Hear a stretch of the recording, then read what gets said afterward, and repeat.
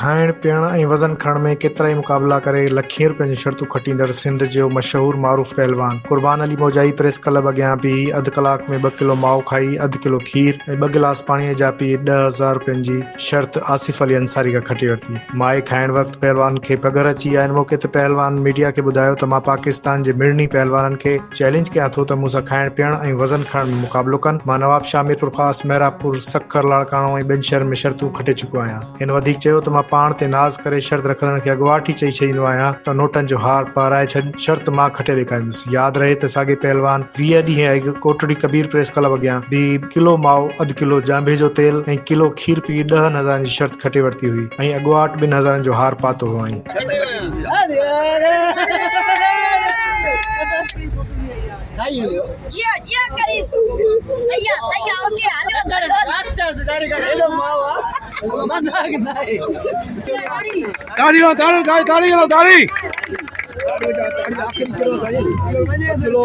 माशाल्लाह खाई हो माओ आखिरी करो यार में